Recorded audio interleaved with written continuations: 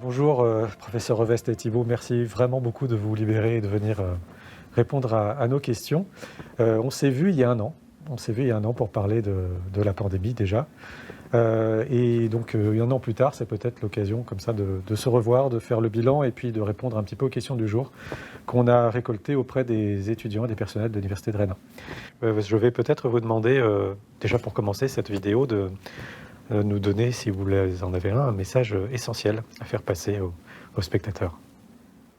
Faut se vacciner. Voilà, message essentiel, la vaccination. Ouais, je vais adhérer à ce que vient de dire Mathieu, il n'y a pas de souci. Après, je peux être plus large, faire plus de commentaires, mais sur l'année, je pense ce que j'avais déjà dit l'année dernière, je pense qu'il faut faire preuve de beaucoup d'humilité dans nos connaissances, puisqu'on voit bien que ça évolue, qu'on est face à une situation exceptionnelle et extraordinaire qu'on n'a jamais vécue, qu'il y a des forces en présence scientifique. On n'a jamais vu autant de travaux, autant de personnes mobilisées autour d'une même cause. Et de ce fait-là, ça biaise énormément notre vision des choses au quotidien. On voit que les traitements antiviraux, c'est un échec globalement. Il n'y a aucun antiviral qui soit disponible aujourd'hui. Et que notre seul espoir, on en revient à la vaccination, c'est la vaccination. Et qu'aujourd'hui, même pour une infection virale aiguë comme cette infection respiratoire, la probabilité qu'on ait un traitement antiviral efficace, elle est très peu probable, cette probabilité.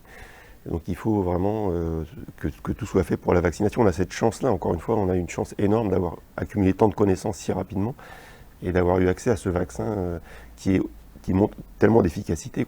Je pense qu'on n'aurait jamais parié sur une telle efficacité d'un vaccin qui est émergé si rapidement. Donc je pense c'est pour ça que la vaccination prend tout son sens par rapport à cette pandémie. Alors, ce que je vous propose, c'est de peut-être vous présenter un petit peu. Donc, l'idée, c'est bien sûr de vous présenter nom, prénom, fonction, mais aussi de dire un petit peu votre rôle dans cette lutte contre l'épidémie là depuis maintenant quasiment un an et demi. Tu veux Mathieu Revest, moi je suis professeur de maladies infectieuses au CHU de Rennes et à la faculté de médecine, et je travaille dans le service de maladies infectieuses et de réanimation médicale du CHU de Rennes. Moi, mon rôle, c'était de prendre en charge les malades, et j'ai eu un rôle de coordination important, à la fois sur l'établissement, mais également au niveau régional, c'est beaucoup dire, mais au niveau, en collaboration avec l'ARS, là, pour organiser la prise en charge d'une façon générale, et la vaccination plus dernièrement au sein de l'établissement et au-delà. Donc Vincent Thibault, je suis professeur de virologie au CHU de Rennes et à la faculté de médecine. Moi, je suis responsable du laboratoire de virologie. Donc dans ce laboratoire de virologie, on organise tout le dépistage, on organise après le criblage de tous les tests positifs, on a développé le séquençage, et puis on a une importante activité de faire remonter l'information. C'est important puisque aujourd'hui tous les laboratoires font remonter l'information au niveau national. Et puis une activité de veille de manière à identifier des situations particulières. Donc on essaye d'aider dans cette démarche-là pour que nos collègues cliniciens puissent gérer au mieux les situations particulières. Alors, vous savez qu'aujourd'hui, on met beaucoup d'importance sur la transparence avec toutes les informations qui sont données sur cette pandémie. Je vais vous demander de me dire si vous avez comme vous avez parlé de la pandémie, des traitements, des vaccins, etc., si vous avez des liens d'intérêt qui pourraient influer sur votre parole vis-à-vis de cette question-là, de ces questions-là. Alors moi, j'ai aucun conflit d'intérêt. J'ai des liens d'intérêt, c'est-à-dire je suis membre du Haut Conseil de santé publique, à la fois sur la commission maladies infectieuses émergentes et sur le groupe de travail du Covid. Donc ça veut dire qu'on a travaillé sur les recommandations, et donc par définition, je suis d'accord avec ce que dit le Haut Conseil de santé publique. Et en lien d'intérêt, moi, j'ai jamais reçu d'argent de la part des laboratoires, mais je participe à des protocoles de développement de nouveaux médicaments qui peuvent être, ou pas, mais qui peuvent être aussi des protocoles d'industrie. Et je le fais dans le cadre de mon travail à l'hôpital. Et donc l'hôpital reçoit un dédommagement du temps que je passe à développer, à participer, à inclure les malades dans les protocoles de nouveaux médicaments, puisque c'est le rôle aussi de l'hôpital universitaire de faire ça. Donc c'est pour ça que j'imagine sur certains sites peuvent apparaître des rémunérations. Ce n'est pas des rémunérations pour moi, c'est des sommes qui sont données à l'hôpital pour le dédommagement que je passe à faire ça, dans le cadre de mon métier salarié. Merci beaucoup. Donc moi j'ai quelques conflits d'intérêts, c'est sûr, puisque comme entre guillemets expert, on est sollicité par que ce soit les firmes pharmaceutiques ou les firmes qui font du diagnostic.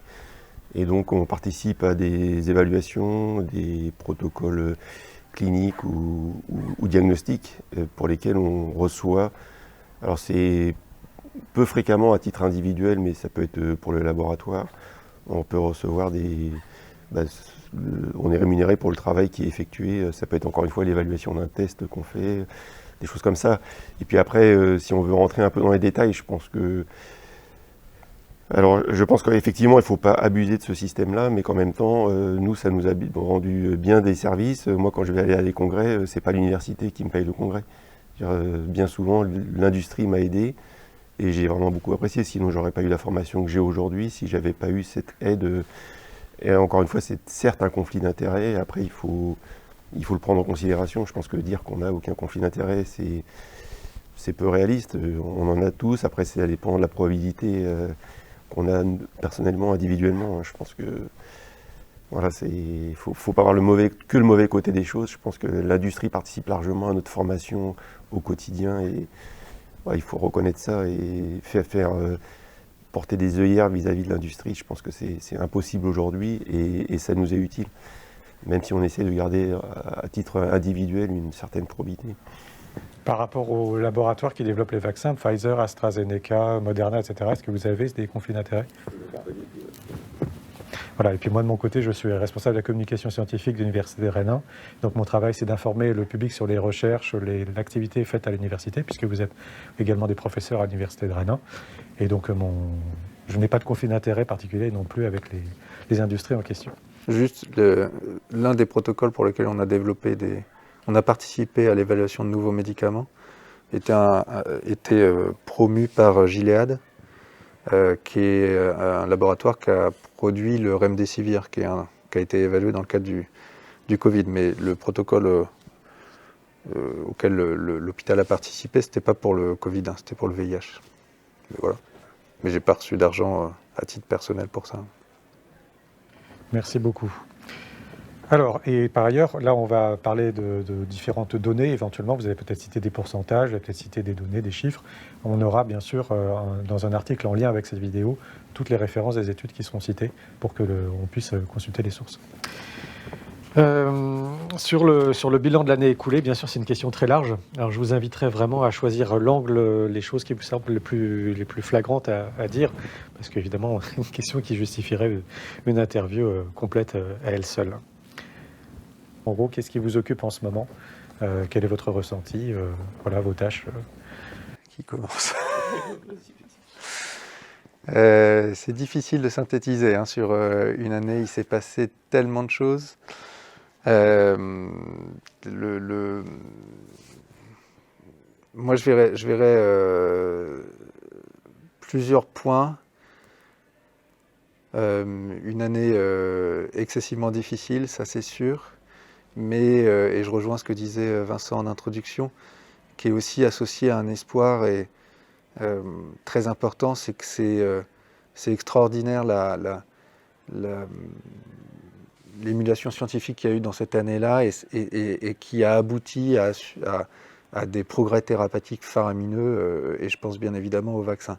Donc ça c'est quand même super, c'est-à-dire que c'est quand même la preuve que la communauté scientifique internationale est capable de se mobiliser dans le même sens pour produire un médicament très rapidement efficace contre une maladie qu'on ne connaissait pas. Et ça, c'est quand même le gage de l'espoir. Le deuxième élément, c'est, là aussi je rejoins ce que disait Vincent, c'est l'humilité, c'est-à-dire que il faut que tout le monde comprenne, pas que les soignants et pas que les scientifiques, la population générale d'une façon plus large, qu'on est fragile face aux maladies infectieuses et qu'il faut accepter cette fragilité. On ne peut pas tout éviter Et les maladies infectieuses et les microbes seront toujours plus forts que nous. Ils vont arriver, il faut s'y préparer, mais il faut aussi accepter le fait qu'on soit fragile et faillible face à ces maladies infectieuses.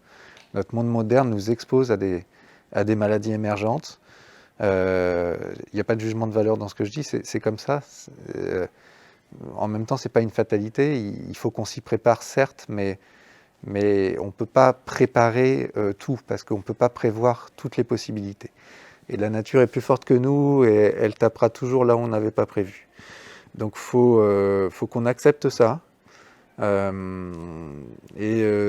on est fragile, oui, on est peu de choses, et il faut, voilà, humilité. Et puis le troisième point, c'est sur la fatigue des équipes et la fatigue générale, et alors je vais parler de ce que je connais le mieux, hein, et l'hôpital public en particulier. L'immense majorité de la charge de la pandémie en France a été prise en charge par l'hôpital public. Elle continue à l'être, on continue à être sollicité, même si il y a moins de cas actuellement, et on espère que ça va durer. On continue à être sollicité important. Je pense que Vincent, qui est très sollicité là actuellement aussi, en parlera après. Mais l'hôpital a tenu au prix d'un investissement de l'ensemble des professionnels de l'hôpital, je pense soignants, mais également non soignants, extraordinaire. Et c'est vrai qu'on se sent un peu maltraité maintenant. Et ça interroge vraiment. Il y a eu le Ségur de la santé qui disait qu'on allait améliorer la qualité de vie au travail. Mais en même temps, on nous a demandé, c'est un mot qui est horrible, de rationaliser les plannings des personnels soignants. Ce qui fait que c'est excessivement compliqué que les soignants puissent prendre leurs vacances cet été, toutes leurs vacances, et que beaucoup de soignants vont se retrouver maintenant à travailler un week-end sur 2, alors que ce n'était pas forcément le cas avant. Donc il y a une espèce d'hypocrisie là-dedans, c'est-à-dire qu'on dit qu'on va essayer les soignants ont travaillé de façon... Enfin, il faut voir l'état d'épuisement des équipes, l'état de fragilité des équipes, et tout le monde, on a tous vu notre limite. Hein. On l'a touché, nos limites, elle a fait mal, mais on les a tous vues. Et en même temps, le retour sur tout ce qu'on a fait, il est plutôt défavorable, et ça, c'est le côté un peu pessimiste des choses.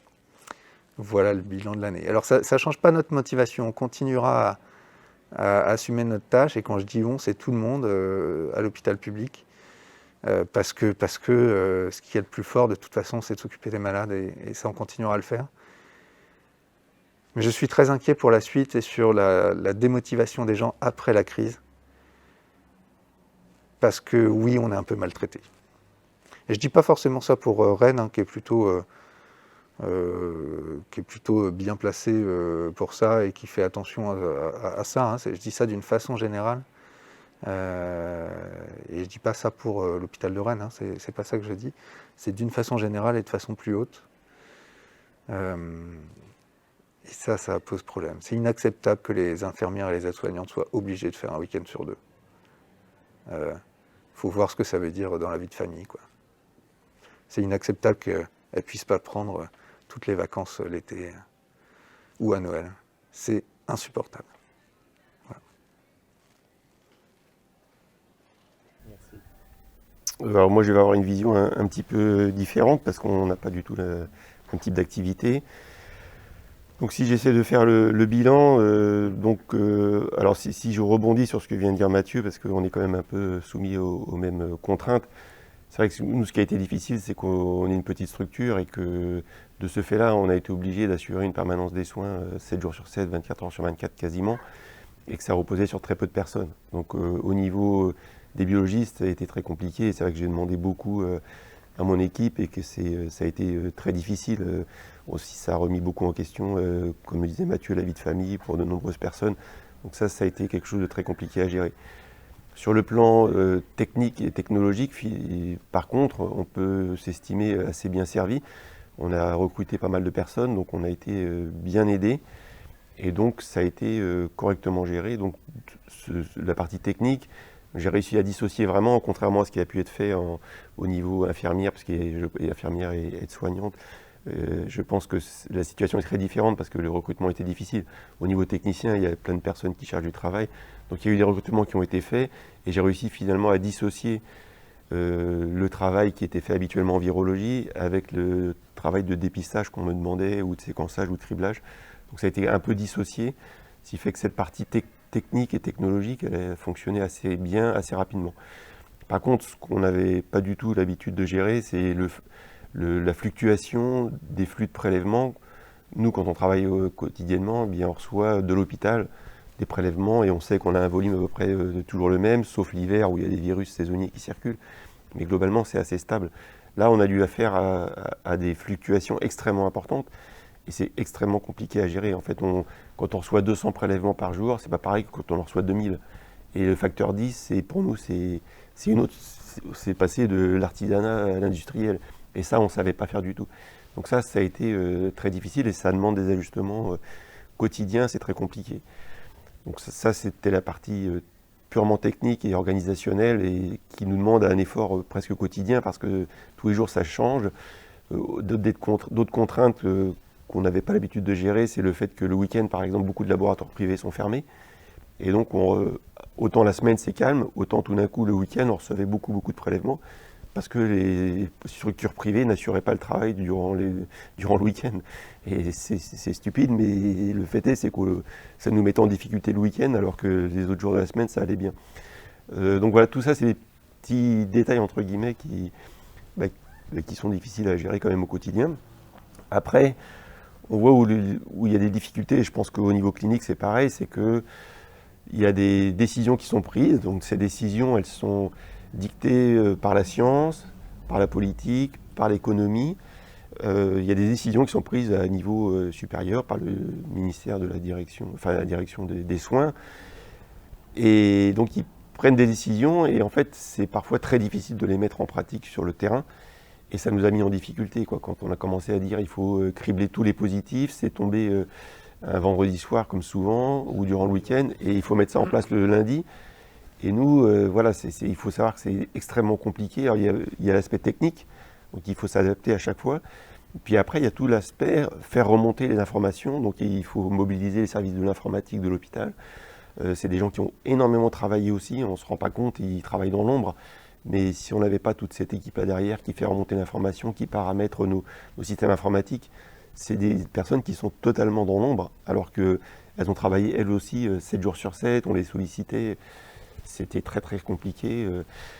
On voit bien qu'il y a des choses comme ça qui se sont déployées et qui s'est passé totalement dans le silence. Je sais, Mathieu, avec ses équipes, sont intervenus sur des sites, par exemple, dans le cas de ce qu'on appelle les clusters, des regroupements de cas. Voilà, ils sont intervenus n'importe quand. Ils ont fait un travail énorme. Et tout ça, c'est passé un peu sous silence. Et c'est vrai qu'aujourd'hui, moi, je me mets plus à la place de la partie clinique. Hein. Bon, nous, on a fait le travail, on le fait toujours, mais c'est vrai qu'ils ont fait un travail énorme et c'est vrai que c'est un peu décourageant de voir quelque part, on n'a peut-être pas entendu leur demande et qu'aujourd'hui, qu'ils payent ça encore aujourd'hui, c'est quand même un peu difficile, alors que l'épidémie est en décroissance, enfin, elle est à nouveau en croissance aujourd'hui et on voit bien qu'on n'est pas encore sorti d'affaire. Même si on peut avoir un message assez positif quand même. Oui, non, je suis 100% d'accord.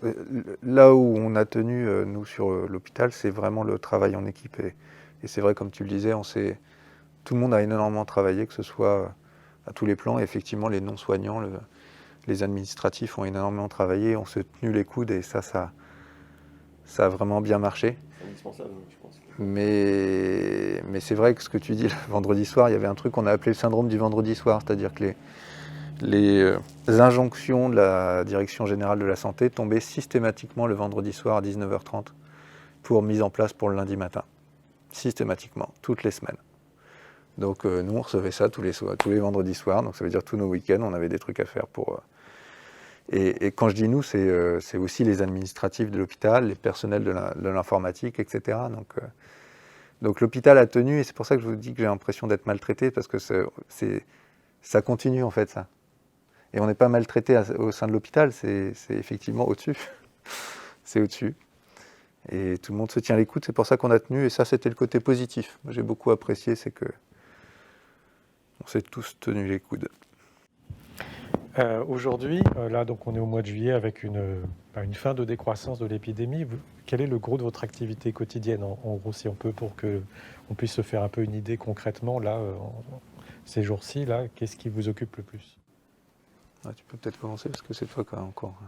Alors effectivement, on peut dire qu'on est en fin de l'épidémie. Enfin, je pense que c'est pas le bon terme c'est pas ce terme-là qu'il faut en la fin d'une vague qui a été assez longue, on va dire. Donc nous, ça ne nous change pas grand-chose parce qu'en fait, on reçoit toujours des prélèvements. Alors c'est vrai qu'il y a eu un peu moins de dépistages qui ont été effectués sur la Bretagne et là globalement les personnes partent en vacances, donc il y a peut-être un peu moins de personnes sur le bassin rennais. Donc on reçoit un peu moins de prélèvements, c'est sûr. On a moins de positifs, c'est vrai.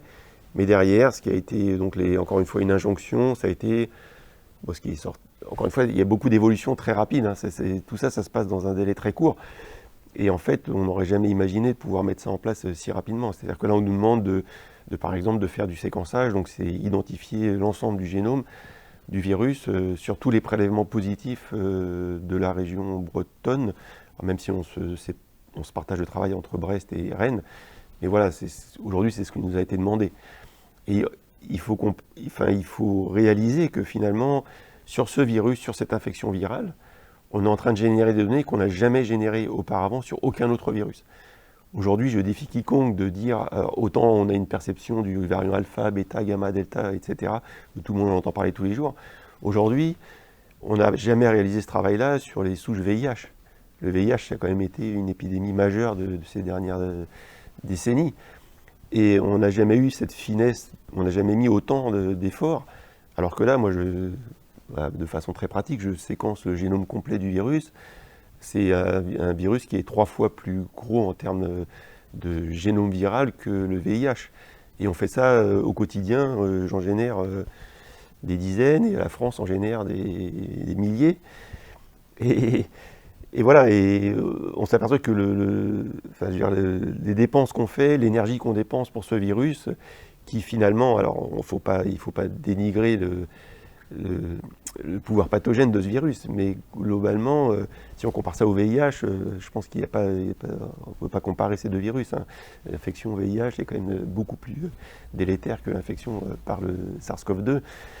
Et voilà, donc je pense qu'encore une fois, là, c'est des réflexions qu'il faut avoir, j'allais dire, c'est plus au niveau philosophique presque, de se dire qu'est-ce qu'on fait, qu'est-ce qu'on dépense pour cette infection-là aujourd'hui, pour quel objectif, quel bénéfice pour la population. Et voilà, donc je m'inquiète juste de ça. Donc notre quotidien, c'est ça, c'est un peu de faire face à ces demandes. Donc là, on séquence tout aujourd'hui. On ne pourra plus faire face parce que l'épidémie est en train de redémarrer, donc on remonte sur des cas un peu plus... Il y a plus de cas, on sait que le variant Delta est arrivé, et comme c'est un virus qui se transmet probablement plus, puisque de toute façon, à partir du moment où un virus remplace un autre, c'est qu'il a une capacité de diffusion meilleure que celui d'avant, eh bien on va se retrouver avec cette émergence à nouveau d'un nouveau variant, comme il y en aura un autre plus tard. Donc là, on a l'impression de redécouvrir la virologie, mais ça, c'est ce qu'on connaît depuis. Avec tous les virus, ça se produit de la même manière. On a des phases comme ça, et le virus le plus adapté va remplacer celui qui était un petit peu moins adapté, et ainsi de suite. Donc on a cette évolution-là. Donc aujourd'hui, c'est vraiment ça notre quotidien, c'est de faire face à ça. Et puis là, on s'attend à ce que ça remonte, donc il y aura un peu plus de personnes avec des symptômes, donc le dépistage va réaugmenter, et puis on va repartir à nouveau sur cette augmentation. Et d'où la difficulté à gérer. Alors ça, on a le côté virologique qui est intéressant, et puis après le côté ressources humaines qui est pour moi moins intéressant, c'est moins mon cœur de métier. On voit bien que là, si on commence à diminuer nos forces de travail, c'est pas très bon, parce qu'on sait qu'on va replonger à nouveau dans une augmentation du dépistage, et qu'on va être obligé de remettre des personnes pour travailler avec nous, donc c'est assez compliqué. Je comprends. Moi, j'avais fait en parallèle une interview de généralistes qui rappellent quand même qu'effectivement, 85% des cas, je ne sais pas si c'est exactement la proportion, vous allez me dire, sont pris en charge par la médecine de ville. Et c'est donc par rapport au VIH, où effectivement la gravité de l'infection n'a rien à voir, on déploie beaucoup d'efforts effectivement sur ce virus-là. Mathieu Reveste, sur le gros de votre activité en ce moment, ces jours-ci. En plus, on a plusieurs activités. C'est quand même pour. Il y a l'activité clinique on fait ce qu'on n'a jamais arrêté de faire, c'est-à-dire s'occuper aussi des autres maladies infectieuses qui sont hospitalisées. Et puis il y a toute l'activité de préparation et d'organisation qu'on nous demande aussi. Et je rejoins un peu ce que dit Vincent, c'est-à-dire qu'on nous demande énormément de protocoles de prise en charge, de comment vous allez vous organiser pour après, d'avis sur telle ou telle problématique sur l'épidémie. Ça continue énormément et le travail organisationnel est encore très important. Adapter les plans en temps réel de prise en charge. Donc l'épidémie c'est un peu ralenti là, elle va repartir, on le sait, mais notre activité elle est réorientée vers la préparation de la réaugmentation, en gros, quoi. En gros. Et puis on rattrape le temps perdu aussi, hein, de tout ce qu'on n'a pas pu le faire avant. Parce que le reste de la vie continue, les réformes universitaires, tout ça. Alors, ce que je vous propose maintenant, c'est de passer sur une deuxième phase de cette interview, qui est la réponse aux questions qu'on a pu récolter auprès de nos étudiants et personnels à l'Université de Rennes. Donc, elles vont porter sur différents thèmes. Je vais choisir quelques-unes par ces différents thèmes-là, et puis si vous avez envie de développer, si ça vous permet de rebondir sur un développement, n'hésitez surtout pas. Effectivement, là, vous parlez d'une possibilité de rebond de l'épidémie. On voit qu'elle se profile de plus en plus nettement. Est-ce qu'il y a des mesures aujourd'hui qui seraient efficaces et acceptables par une majorité de la population qu'on pourrait prendre pour la limiter? Qu'est-ce qui va rester le plus efficace, mais qui en même temps serait relativement acceptable, à votre avis, si jamais on perd, entre guillemets, une sorte de contrôle sur la dissémination du virus? L'action la plus efficace, c'est la vaccination. Ça, il y a pas à hésiter. On a, comme le disait Vincent aussi, un vaccin des vaccins qui sont, et les 4 qu'on a en France sont très efficaces. Donc il faut vacciner le plus vite possible et le plus de monde possible. Ça, c'est sûr. Maintenant, si votre question c'est est-ce qu'il faut la rendre obligatoire, ça c'est une question très complexe. Très complexe. Je crois que moi je trouve pas pertinent de focaliser la question de l'obligation sur les personnels de santé. Il y a plein de raisons pour ça. Si on rendait la vaccination obligatoire sur les personnels de santé, ça ne changerait rien à la dynamique de l'épidémie, hein, parce que la population des professionnels de santé est déjà très largement vaccinée. Donc on gagnerait un petit peu, mais ça ne changerait rien à la dynamique de l'épidémie en général. Et donc si l'objectif de l'obligation vaccinale, c'est de casser et de faire en sorte que l'épidémie ne reparte pas, rendre obligatoire la vaccination auprès des professionnels de santé, ça ne sert à rien. Focaliser sur cette population, ça les stigmatise. Ça sous-entend qu'ils ne font pas bien leur travail, donc c'est pas une bonne idée. Et puis affirmer et rendre obligatoire la vaccination que pour les professionnels de santé dans la population générale, ça peut laisser penser que, vous voyez, les professionnels de santé, on est obligé pour qu'ils se vaccinent de la rendre obligatoire, donc ça veut bien dire que ceux qui connaissent mieux le médicament, ils ont des doutes, ce qui n'est pas du tout vrai.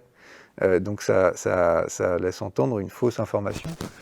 Donc je pense que c'est une très mauvaise idée de rendre obligatoire la vaccination que chez les professionnels de santé, ça c'est sûr. Qu'il y ait des professionnels de santé qui ne se vaccinent pas, est-ce que c'est un problème? Oui, c'est un problème. Oui, c'est un problème, bien évidemment. C'est qu'on n'a probablement pas bien expliqué, bien informé. On n'a pas réussi à lutter contre les fausses informations qui circulent. Ça, oui, c'est un problème, mais ce n'est pas l'obligation chez les professionnels de santé qui changera quoi que ce soit. En plus, ça va braquer les gens dans un contexte, comme je vous le disais tout à l'heure, d'équipes complètement épuisées qui se sentent maltraitées. Donc, pour moi, c'est une idée catastrophique. Donc, après, la rendre obligatoire pour la population générale, ça peut paraître une très bonne idée comme ça, mais c'est pas simple à mettre en œuvre. Hein. Comment on la met en œuvre? Comment on contrôle? Est-ce qu'il y a des sanctions? C'est très compliqué et c'est une question qui dépasse largement le simple avis du médecin que je suis. On a une question curieusement sur le port du masque. Parce qu'en fait, la personne qui pose la question se demande si le fait de porter un masque, ça ne fait pas oublier pour elle une mesure qui serait encore plus importante, qui est la distance physique entre les personnes. Qu'est-ce qu'on peut dire là-dessus? Moi, je voulais juste rebondir sur ce qu'a dit Mathieu. Moi, j'adhère tout à fait à ce qu'il a dit par rapport à la vaccination. Je pense que c'est la seule solution. Et paradoxalement, la vaccination, c'est quelque chose qui est totalement transparent. C'est-à-dire que ça ne se voit pas. Et c'est dans le concept humain, je veux dire, c'est un peu frustrant quelque part, parce qu'on voit la vaccination, elle est extrêmement efficace, c'est probablement la meilleure mesure à prendre, mais ça ne se voit pas. Alors que le masque, si on impose les choses aux gens, disons que la vaccination, c'est vraiment la solution idéale et la moins contraignante finalement. C'est là où il y aura de moins de contraintes possibles. Si on dit, quelle est la solution alternative? Effectivement, c'est le masque. Est-ce que le masque, c'est agréable à porter? Non. Est-ce que c'est la distanciation sociale? Est-ce que c'est agréable? Non. Aucune autre mesure n'est finalement souhaitable. Si vous ne pouvez pas aller au cinéma, ce n'est pas agréable non plus. Il y a énormément de contraintes à ne pas se faire vacciner finalement. Et pour la population, c'est quand même curieux. Mais c'est vrai que ce n'est pas visible. C'est-à-dire que globalement, on va être vacciné et ça va libérer tout le monde. Et c'est une grande liberté. Et c'est un peu quelque part qu'on n'accepte pas finalement cette liberté qu'on pourrait nous accorder. Et à l'opposé de ça, si on ne se vaccine pas, c'est effectivement des mesures à prendre qu'on a connues, quoi, la distanciation, la fermeture des lieux publics, tout ça. Donc il y a quand même un paradoxe là qu'il faudra un jour qu'on investigue, quoi. C'est assez intéressant. Oui, et puis la question de l'obligation, même si moi j'ai pas la réponse parce que je suis partagé, c'est-à-dire que intrinsèquement je trouvais que ce serait une bonne idée, mais je me rends compte aussi que tous les effets secondaires qu'aurait une telle mesure, enfin la mesure de l'obligation vaccinale, je trouve que c'est une question qui est pertinente à poser aussi, si on raisonne en termes de population, de communauté en fait. On a quand même une pandémie qui touche tout le monde, à la fois dans notre santé, mais aussi dans notre vie quotidienne, comme tu l'as rappelé. On a une arme qui marche super, qui est la vaccination, qui empêcherait que justement toutes les contraintes dues à l'épidémie, que ce soit en termes de santé ou en termes de vie sociale, vie économique, le fait qu'il y ait des gens qui ne veuillent pas se vacciner nuit à cela et pérennise les contraintes comme tu le dis. Donc on pose la question de savoir est-ce qu'il ne faut pas que tout le monde soit vacciné. C'est une question qui, éthiquement et politiquement, au terme vie de la société, se pose. Et qu'on refuse de poser cette question, ça ne me paraît pas légitime. C'est normal qu'on pose la question, en fait. Après, je n'ai pas la réponse. Mais c'est normal qu'on pose la question. Et finalement, plutôt que de voir ça comme une contrainte, je pense que ce serait plutôt une liberté, quoi. C'est ça le problème, c'est que si on fait ça, finalement, ça nous libère de nombreuses autres contraintes qui sont, à mon sens, beaucoup plus pénibles à vivre au quotidien que d'avoir une vaccination qui n'a pas grand-chose comme effet délétère, quoi. Alors, du coup, je vais rebondir là-dessus. Vous dites que donc c'est très efficace, c'est une arme très efficace. Alors, si on s'informe un petit peu, on voit bien, comme pour beaucoup de choses dans cette épidémie, une avalanche de chiffres et qui évidemment évolue au gré des parutions d'études. Est-ce que vous pourriez nous donner un petit peu une évaluation, pour vous, l'efficacité du vaccin? Alors peut-être qu'en distinguant deux choses, contre le risque d'être infecté et puis le risque de faire des formes graves. Et là, avec une troisième question, peut-être le risque de transmission. Et on en est où? Et puis surtout, comment on peut affirmer aujourd'hui que les vaccins marchent super bien, comme vous le faites? Qu'est-ce qui permet de le dire?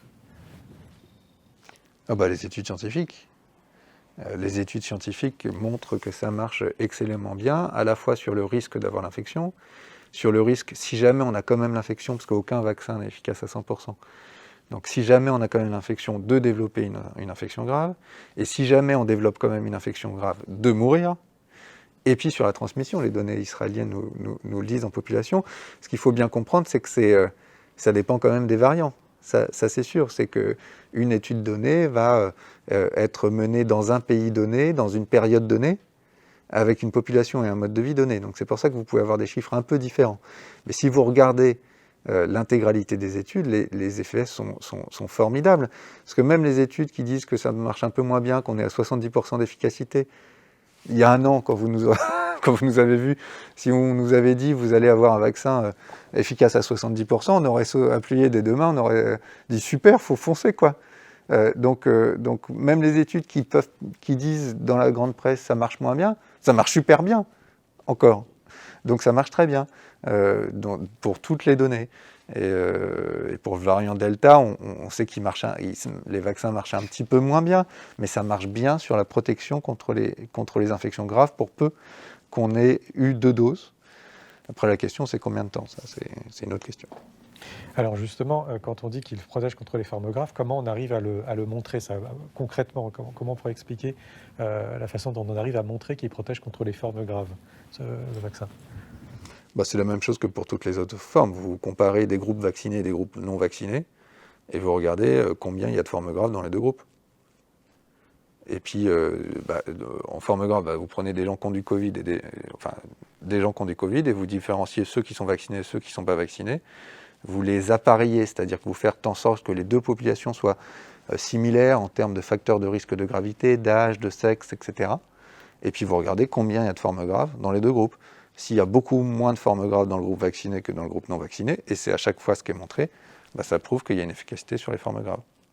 Alors les premières études qui ont montré l'efficacité des vaccins ont été réalisées de façon logique par les laboratoires qui réalisaient les vaccins. Est-ce qu'aujourd'hui on a des études qui sont entre guillemets plus indépendantes et qui permettent de corroborer les résultats des premières études? Il y a l'étude en population israélienne en fait.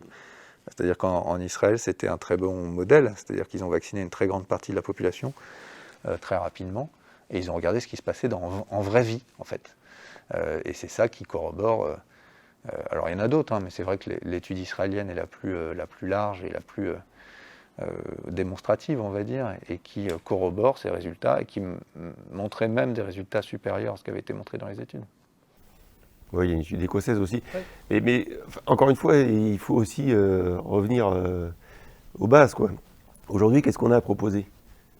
Soit vous êtes vacciné et vous êtes protégé, quand bien même cette protection ne serait que de 50%.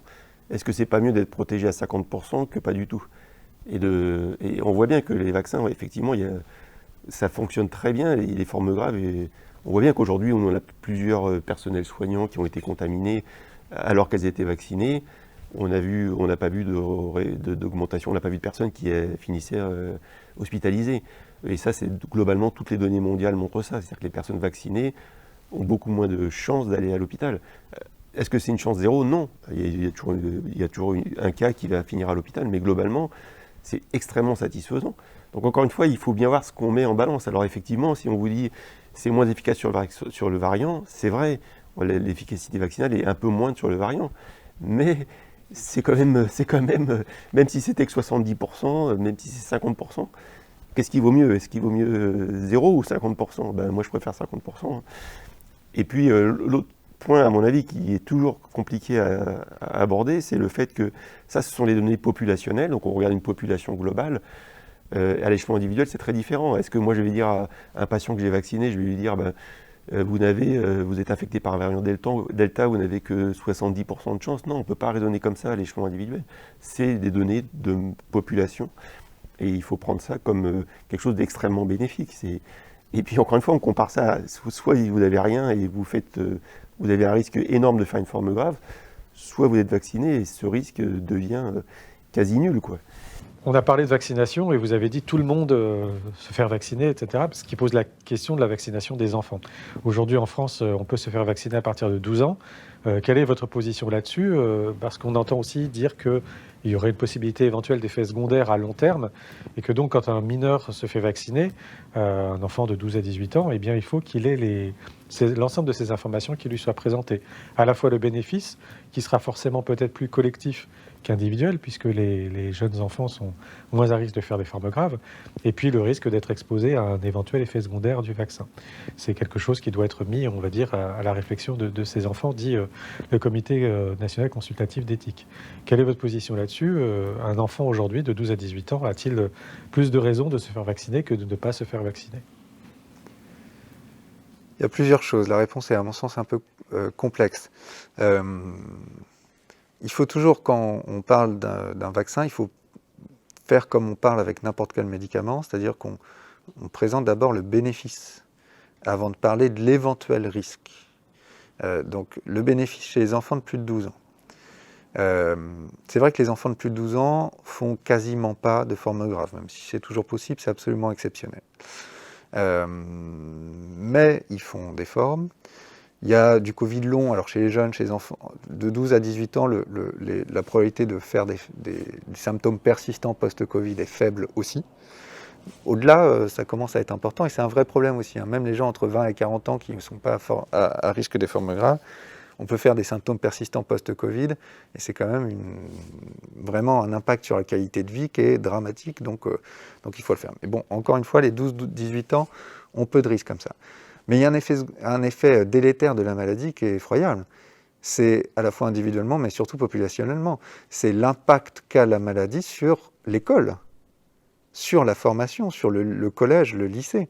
C'est-à-dire que si on ne fait rien, comme l'image de Vincent est excellente, l'alternative c'est quoi? On ne fait rien, ça veut dire qu'on refermera des classes. Et ça veut dire que la formation de nos collégiens, de nos lycéens et de nos étudiants vont être mauvaises. Et les collégiens et les lycéens, c'est qu'une fois qu'ils sont au collège et au lycée. Donc leur sacrifier leur scolarité, c'est une conséquence pour leur vie qui est, et là à long terme, à très long terme, qui est absolument dramatique. Dramatique. Et pour être père d'enfants au collège et au lycée, je vois ce que c'est. Donc là, moi je trouve que l'effet secondaire à long terme de l'épidémie, pour nos enfants, est catastrophique. Et donc il faut, et je parle juste de leur formation, je ne parle pas des problèmes psychologiques que ça engendre. Enfin, tous les parents qui ont des enfants au collège et au lycée verront de quoi je parle. C'est compliqué quand même, c'est très compliqué. Et donc ça, moi, ça me semble absolument dramatique. Donc voilà le bénéfice pour les enfants de la vaccination. C'est de faire en sorte que leur vie soit la plus normale possible et que leur formation à l'école soit la plus normale possible, qu'ils puissent profiter de leur vie sociale. Voilà l'effet bénéfique. Et à mon sens, cet effet-là est extraordinairement important.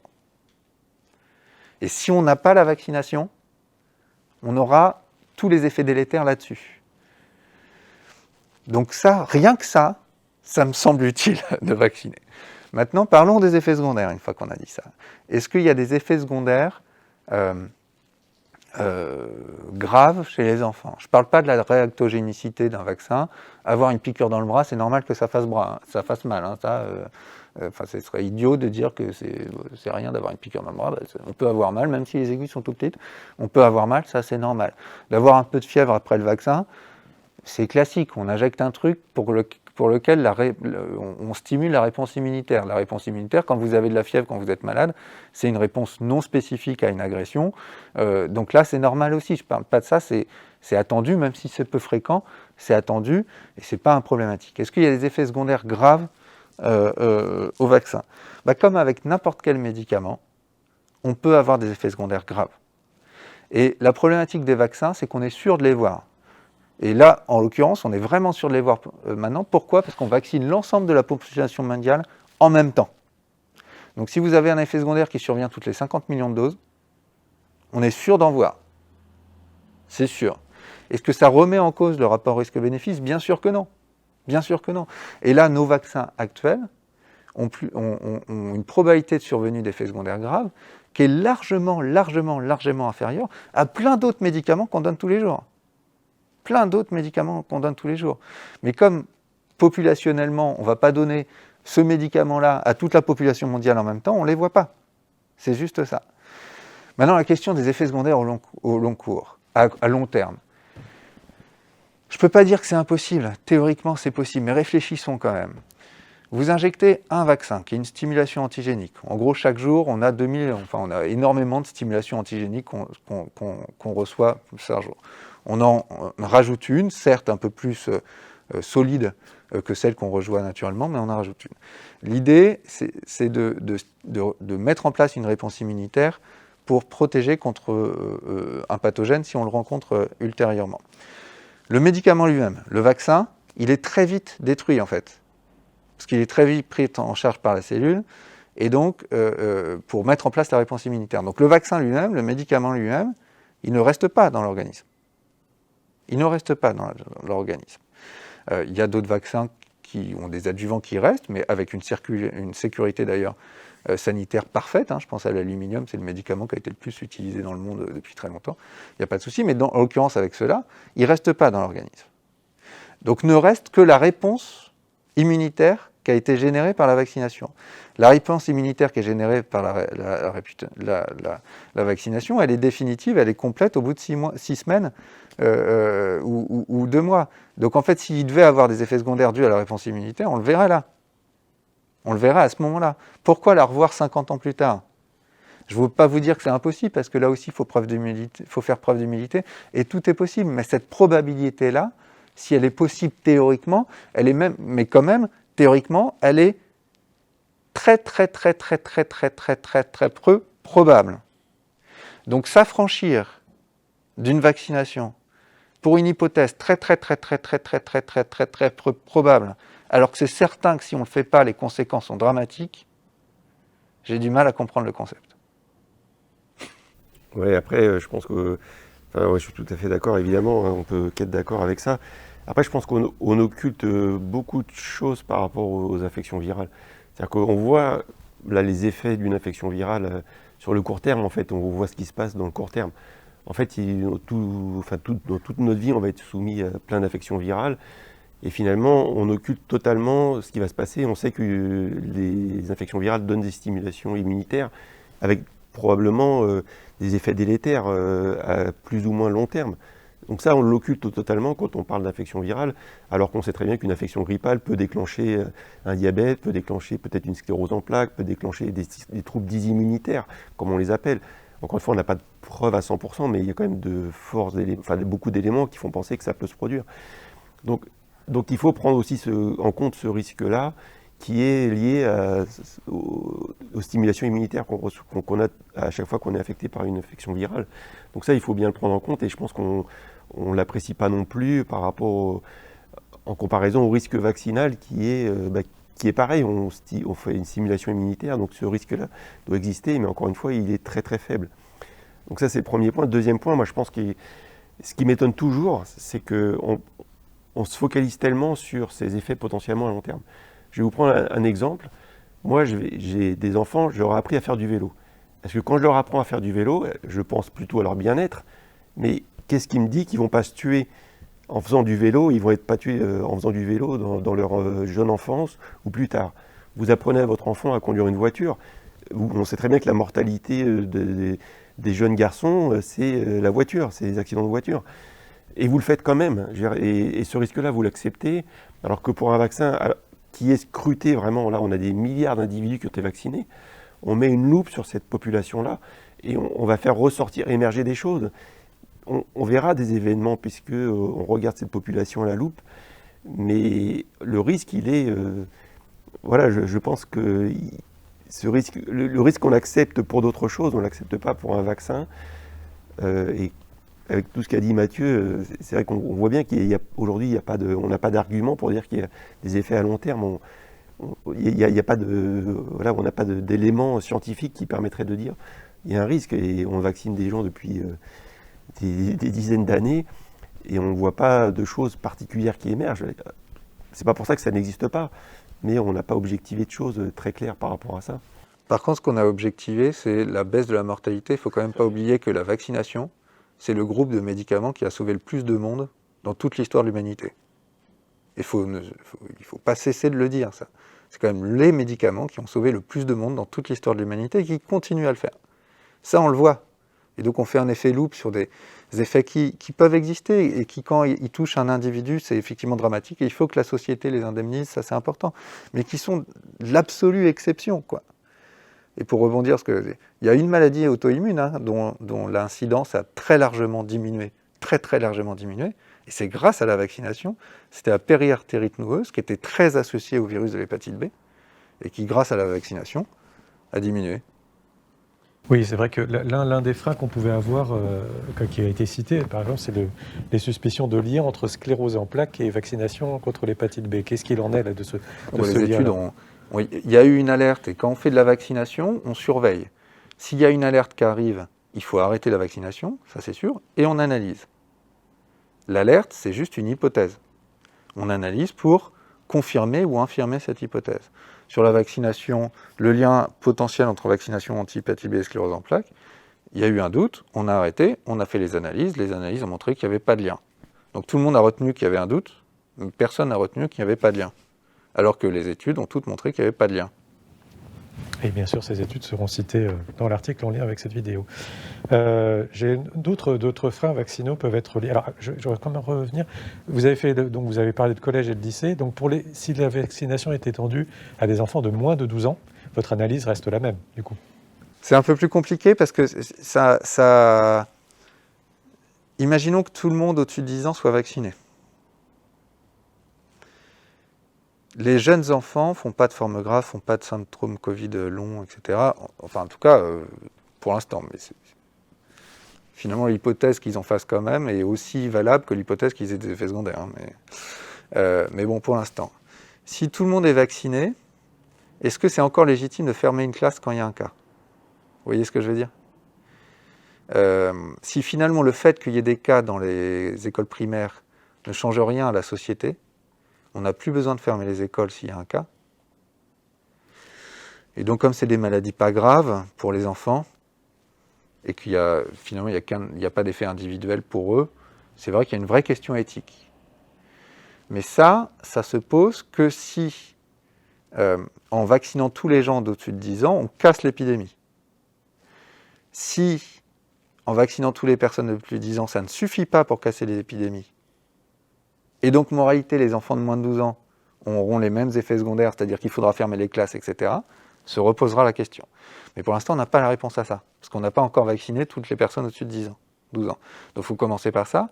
En vaccinant tous les gens au-dessus de 10 ans, il faut voir ce qui se passe. Parce que, effectivement, les enfants de moins de 12 ans ont un effet bénéfique individuel de la vaccination qui est très faible. Sauf si l'épidémie engendre des répercussions sur leur vie de tous les jours.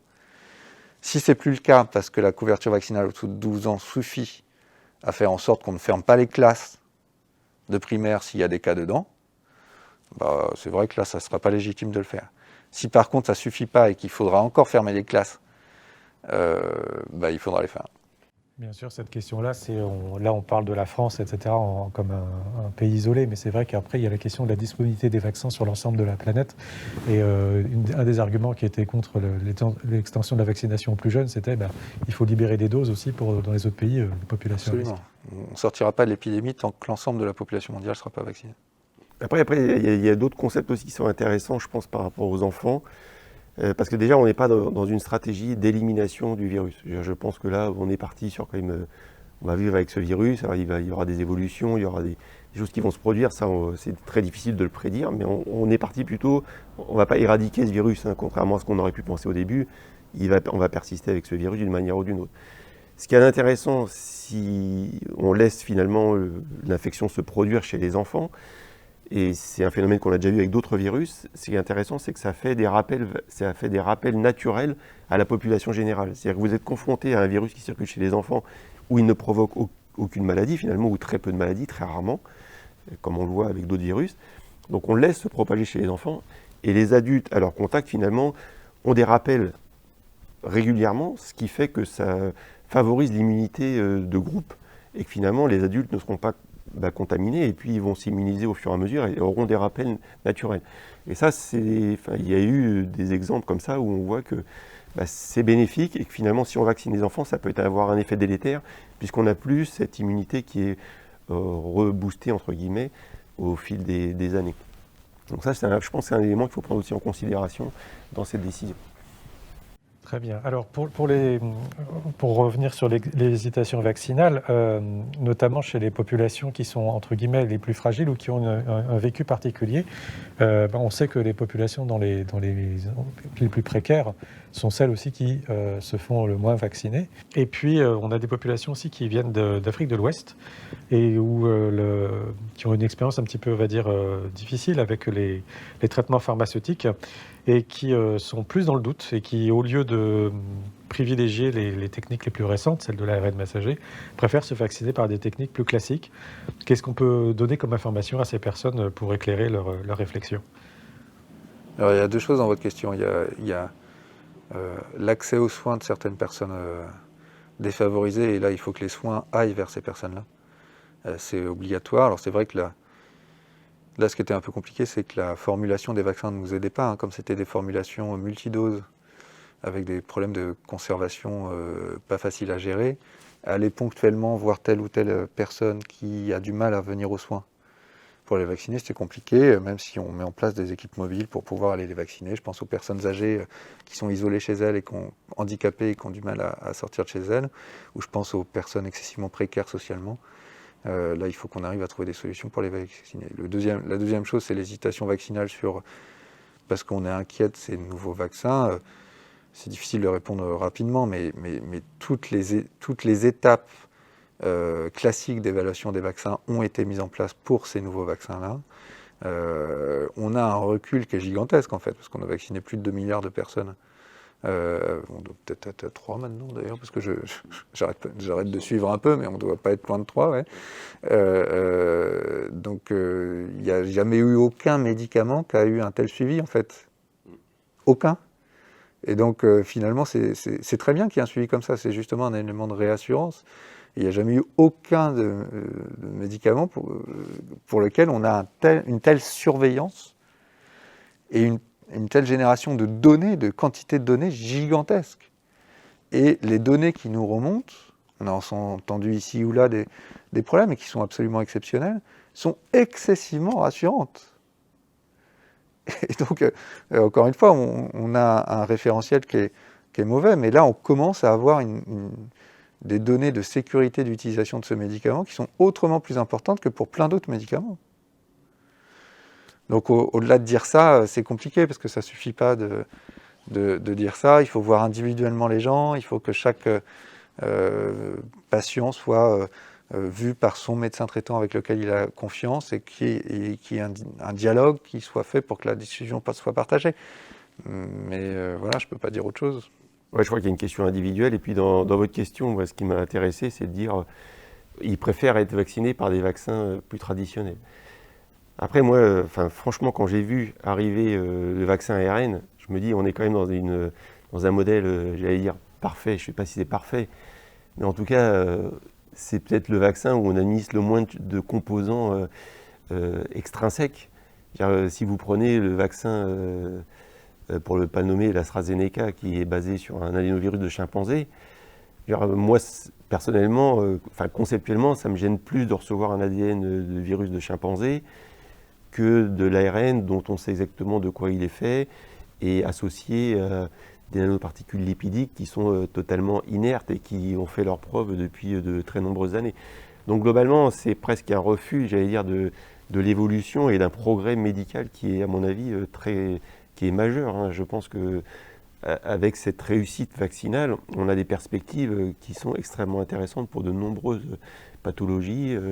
Il y a des essais sur le virus grippal, il y a des essais sur des immunothérapies anticancéreuses. Je pense que c'est un peu occulter un progrès qui est, à mon avis, notable. Je pense qu'on a fait de gros progrès, et comme le dit Mathieu, avec les milliards de personnes qui ont été vaccinées, on a maintenant des données. Franchement, s'il y avait eu un signal quelconque, on l'aurait vu. On n'a pas ce recul avec d'autres médicaments, effectivement. Je vais peut-être un petit peu vous poser des questions sur les connaissances qu'on a justement aujourd'hui. Vous avez dit en début d'interview qu'il fallait rester humble et que les choses évoluaient beaucoup. On a toujours la question de l'origine de ce virus. Qu'est-ce qu'on en sait aujourd'hui ? On a eu des hypothèses qui restent ouvertes, hein, comme celle de la fuite d'un laboratoire en Chine. Il y a celle de la transmission d'une maladie d'origine animale classique avec un hôte intermédiaire, tout ça. Est-ce que vous pouvez dire des choses là-dessus, ou est-ce qu'on est encore dans les grandes interrogations sur les origines du virus ? On voit bien que la question est très complexe. Hein. On voit qu'il y a des enquêtes qui sont menées. Donc je pense qu'aujourd'hui, se prononcer, c'est prendre un risque, parce qu'aujourd'hui, effectivement, il y a des articles qui démontrent que c'est plutôt d'origine animale, et l'autre hypothèse, c'est vraiment que ça soit une fuite d'un laboratoire. Bon, c'est vrai qu'il y a quelques éléments qui vont en faveur d'une hypothèse comme de l'autre. Donc aujourd'hui, on n'a pas de preuve formelle, et je ne sais pas si on aura un jour une preuve formelle, puisqu'il y a quand même l'équipe d'enquête de l'OMS qui a été à Wuhan voir le site du laboratoire dans lequel ils manipulaient ces coronavirus. Bon, soit ils tombent sur quelque chose, une preuve irréfutable qui a une modification artificielle du génome du coronavirus, puisqu'ils avaient déjà fait des travaux en ce sens-là. Soit ils arrivent à le prouver, après c'est facile de détruire des preuves, etc. Donc à mon avis, on va avoir beaucoup de mal de le faire. En tout cas, parce qu'il y a une autre question en ce sens-là, en tout cas, on sait que la nature n'a pas besoin de l'aide de l'homme pour faire ce type de virus. On sait que dans la nature aujourd'hui, dans le règne animal, il y a énormément de virus qui circulent et qui ont un potentiel majeur d'arriver chez nous, puisqu'on empiète de plus en plus sur l'habitat des animaux et que de toute façon, on sera confronté à ça. On l'a vu avec Ebola, on le voit aujourd'hui avec le coronavirus et les autres qui ont émergé auparavant. Donc la nature a tout ce qu'il faut pour générer ces virus qui pourraient infecter l'homme. Donc chercher une autre hypothèse, pourquoi pas, mais en tout cas on sait que la nature peut le faire et que plus on va empiéter sur la nature, plus on se mettra en danger pour l'émergence de nouveaux virus. Moi je ne veux pas que cette hypothèse de l'émergence d'un laboratoire occulte notre responsabilité collective d'empiètement sur les écosystèmes naturels, qui fait qu'on s'expose à des pathogènes dangereux, qui pourraient être beaucoup plus dangereux que celui-là d'ailleurs. Donc il ne faut pas que ça occulte notre vraie responsabilité. Parce que celle-là, elle est collective. On peut avoir une responsabilité individuelle malveillante, effectivement, mais qui peut être dramatique bien sûr, mais qui est juste l'œuvre d'un individu ou de quelques individus. Mais n'occultons pas notre responsabilité collective, qui est qu'on maltraite la nature et qu'on en paye les conséquences. Elle ne se venge pas, parce que la nature, elle n'a pas de finalité, elle n'est pas finaliste, hein. Mais on en paye les conséquences, et c'est comme ça, quoi. Alors, bien sûr, j'ai beaucoup de questions concernant l'avenir. Donc, on voit, pour moi, c'est assez frappant. On dirait vraiment un cours sur l'évolution. C'est l'émergence de ces variants qui, d'ailleurs, sont à chaque fois plus contagieux, ce qui fait que l'un remplace l'autre. Alors, quand je dis à chaque fois, c'est ceux qui deviennent dominants sont plus contagieux. Alors, la question, c'est est-ce qu'on a un risque que ça continue ? C'est-à-dire qu'on ait des variants qui émergent de plus en plus contagieux, qui prennent la place des autres et qui finissent par éventuellement échapper aux protections vaccinales. Est-ce qu'on a ce risque-là ? Comment l'histoire des infections précédentes peut-elle nous renseigner ? Qu'est-ce que vous pouvez en dire aujourd'hui ? Donc dans l'histoire justement de cette épidémie, c'est pour ça que je parlais d'humilité.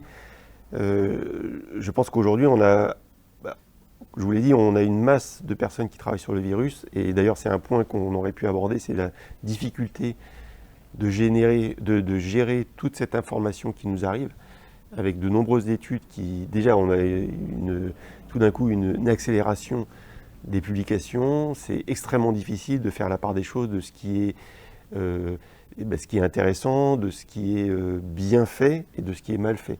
Donc on a vraiment une question de la gestion de l'information scientifique qui est très très difficile à gérer. Moi, franchement, ça me plombe mes journées, mes nuits, quoi, clairement, d'absorber tout ça, de faire la part des choses, et on n'a pas le temps de faire tout ce travail, et il y a une telle masse d'informations qui arrive que c'est très compliqué. Donc si on repart de ça, aujourd'hui, il faut savoir qu'on est face à énormément de travaux qui sont faits sur ce virus, avec une situation qu'on n'a jamais rencontrée. Donc on génère beaucoup de données sur une situation totalement inconnue, inédite, puisqu'on introduit un virus dans une population qui est naïve, donc qui n'a jamais rencontré ce virus. Donc les prédictions, aujourd'hui, on voit bien que toutes les prédictions, beaucoup se sont révélées fausses, parce qu'on n'a pas de modèle qu'on peut vraiment appliquer.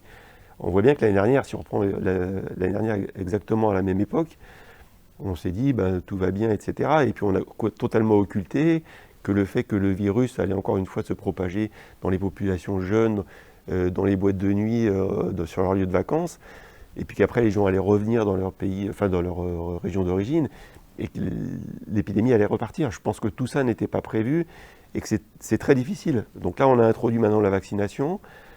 Qu'est-ce qui va se passer ? Je pense que personne ne peut le prédire aujourd'hui. Les virus, effectivement, sont soumis à une pression. Cette pression, c'est les anticorps vaccinaux. Et qu'on est à la merci d'un virus qui va émerger, qui ne sera pas du tout reconnu par le vaccin. C'est une possibilité. Encore une fois, c'est un compromis entre la plasticité du génome viral, donc comment le virus va pouvoir s'adapter aux anticorps vaccinaux ou pas, du nombre de personnes qui sont vaccinées, du taux d'anticorps que les gens vont générer contre cette infection. Donc il y a énormément de paramètres. Donc aujourd'hui, faire des prédictions, je pense que c'est extrêmement risqué. Donc on peut voir le scénario très négatif où effectivement une souche va émerger qui ne sera pas reconnue du tout par les anticorps vaccinaux et on sera obligé de générer un nouveau vaccin qui sera beaucoup plus efficace. C'est une possibilité. On a des possibilités de recombinaison aussi. Donc ça, j'allais dire que c'est un peu les scénarios catastrophes. Et puis à côté de ça, on a un scénario plus simple pour nous en disant, ok, avec la vaccination, on va finalement s'adapter, le virus va s'adapter, on va arriver avec une souche qui sera contrôlée par les anticorps vaccinaux et puis on va vivre avec ce virus qui va se mettre en place petit à petit et on va s'adapter. On voit que là on est dans la phase quand même où on voit que de plus en plus de variants ont été générés. Donc au début, durant la première année ou dans les 9 premiers mois, on a vu qu'il y avait peu d'évolution des virus, enfin peu de clades comme on les appelle, qui avaient émergé. Mais maintenant on est quand même sur une dynamique un peu plus rapide. Ça évolue. Encore une fois, je pense que c'est très très difficile de prédire ce qui va se produire.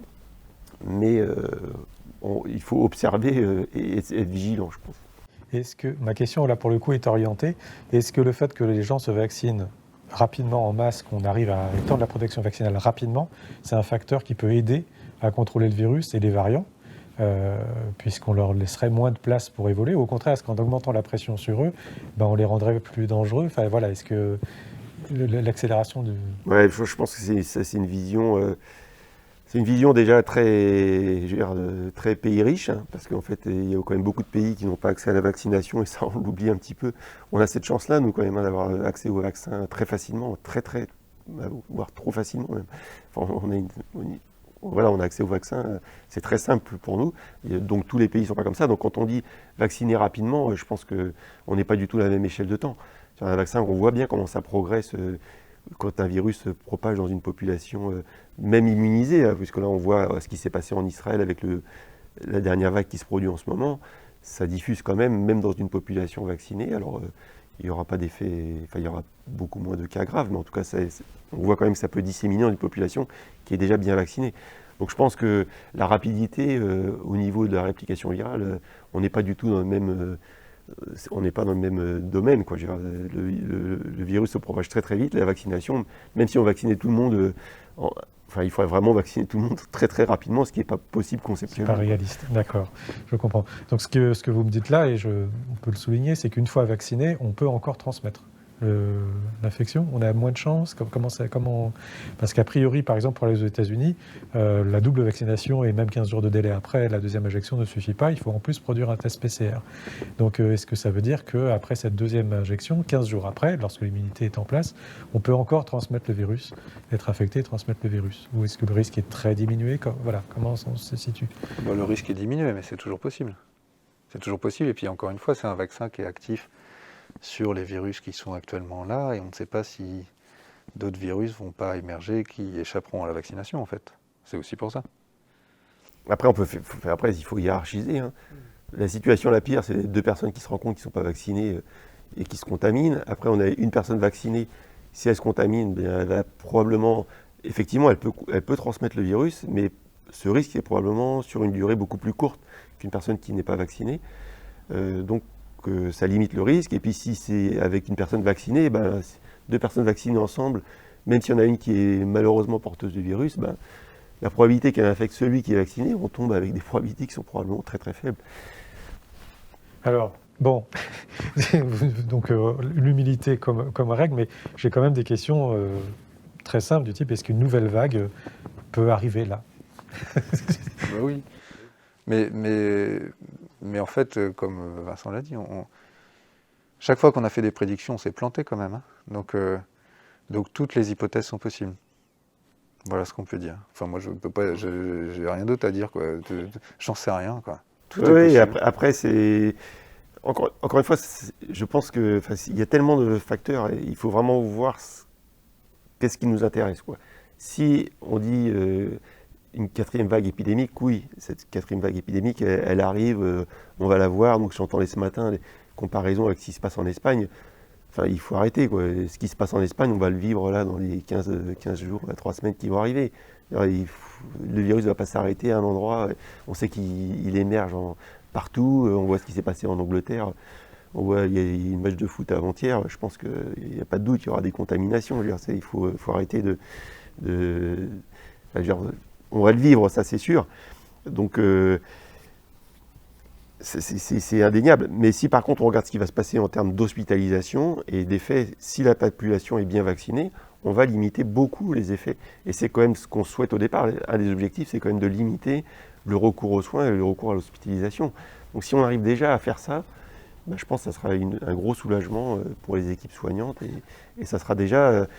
c'est un objectif. Après, si ça se transmet et que finalement il y a peu de cas sévères, ben, on aura gagné. Hein. Je pense qu'il faut voir ça comme ça. Hein. C'est vraiment ça l'objectif.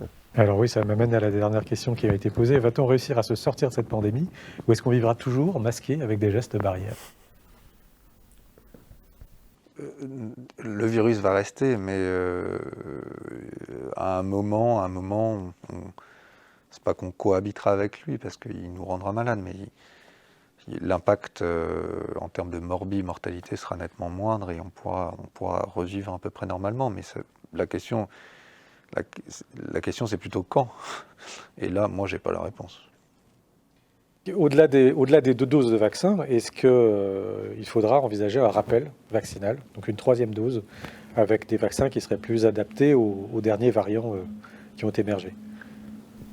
Ouais, encore une fois, je pense que c'est un peu comme Mathieu. Je pense que c'est très difficile de prédire ce qu'il y a. Je vous l'ai dit tout à l'heure, il y avait l'histoire des rappels vaccinaux qui seront faits si vous êtes confronté à des virus comme ça et que si vous vous défendez. Finalement, ces rappels naturels vont peut-être suffire à maintenir une immunité suffisante dans la population. On voit ce qui se passe avec les autres coronavirus qui circulent de façon saisonnière. Aujourd'hui, on n'est pas vacciné et puis on vit avec eux. Ça peut donner des symptômes assez sévères. Hein. Il y a des gens qui font des infections à coronavirus saisonniers classiques qui ont des formes qui peuvent être assez sévères sans forcément recourir à l'hospitalisation, mais qui peuvent être alitées pendant plusieurs jours. Et, bon, voilà, ça finit par passer. Donc ça, c'est un point important. Après, aussi, ce qui est intéressant, c'est par rapport à nos connaissances qui évoluent. Moi, toute l'année, quand j'ai fait les cours de virologie, j'ai évidemment pris comme fil de conducteur un peu ce coronavirus, en donnant toujours des exemples. Et force est de constater qu'aujourd'hui, avec cette histoire qui est nouvelle pour nous, on apprend des choses et je suis obligé de faire tomber des dogmes. Aujourd'hui, on disait toujours que c'est des virus qui circulent principalement durant la saison hivernale. Regardez ce qui se passe en Espagne aujourd'hui, il ne fait pas froid. Hein. Et pourtant, ça se transmet largement. Pourquoi ? Parce que probablement la population est totalement non immune contre ce virus. Donc finalement, un virus, même si c'est un virus entre guillemets hivernal, s'il se retrouve dans les bonnes conditions, il peut très bien circuler en pleine période estivale. Donc on voit bien qu'on va évoluer et prédire la suite. Donc si on peut faire un scénario, on peut se mouiller, on peut dire effectivement le temps que tout le monde acquiert une certaine immunité, et après ce sera un virus qui circulera comme les autres virus saisonniers, principalement durant les mois d'hiver, puisqu'il y a ce taux d'humidité, cette promiscuité qu'on a durant l'hiver, qu'on a beaucoup moins durant l'été. Donc c'est une possibilité, mais encore une fois, est-ce que c'est comme ça que ça va se produire? Et au bout de combien de temps? Je suis assez réservé comme l'était Mathieu. Bon, restons humbles et peut-être, en termes d'espoir, ce que vous avez dit, peut-être qu'on peut le redire pour terminer, c'est qu'on a cet outil de vaccination, hein, c'est ce que vous dites, c'est clairement qu'il faut s'en servir. Et en fait, on n'a rien d'autre. Mais non, mais c'est ça. En fait, on n'a rien d'autre. On n'a pas parlé des traitements, mais il n'y a pas de traitement qui soit réellement efficace, en tout cas à large échelle. Il peut y avoir des petites choses qui sont ponctuellement, individuellement, qui peuvent être intéressantes pour les formes hospitalisées d'ailleurs, mais pas du tout en ville. Il n'y a rien qui marche. Et les mesures barrières, on voit bien qu'elles ont leurs limites. Donc il n'y a rien d'autre que la vaccination, en fait. Oui, c'est ça, c'est les traitements. Moi, je l'ai dit au début, c'est que je ne suis pas du tout optimiste. Hein, et même, après, je sais que c'est polémique un peu, je ne vais pas rebondir trop là-dessus, mais si on prend le traitement antigrippal, ce n'est pas un traitement qui est extrêmement efficace. Alors certes, les essais cliniques montrent que ça diminue un petit peu certaines choses. Dans certaines situations, ça peut être intéressant. Mais encore une fois, ce sont des infections aiguës Donc il faut agir très vite et c'est pas forcément le virus qui va causer les symptômes qu'on va avoir. On voit bien d'ailleurs que les symptômes, quand ils s'aggravent, c'est souvent 7 à 10 jours après l'infection virale. Donc on est à distance de l'infection virale, c'est pas le virus lui-même, c'est plus ce qui va le déclencher, qui va causer finalement la sévérité de l'infection. Donc les traitements, encore une fois, on n'a rien, quoi. Il faut être clair, on n'a rien malgré tous les essais qui ont été faits. On n'a pas grand-chose et le vaccin est vraiment notre chance et profitons-en, quoi. Genre, quelque part, on a cette chance-là, ne nous masquons pas et allons-y, hein, vaccinons-nous. Hein. Je vous remercie infiniment du temps que vous avez pris. Et puis, j'ai encore plein de questions, bien sûr, qui viennent. On peut peut-être prévoir un autre temps d'interview un petit peu plus tard, en espérant, bien sûr, que ça ne soit pas dans un an et qu'on soit venu à bout de cette épidémie. Ouais. Non, exactement. Non, mais quand je dis rendez-vous plus tard, ça peut être tout à fait pour un bilan post-épidémique. Merci infiniment à vous.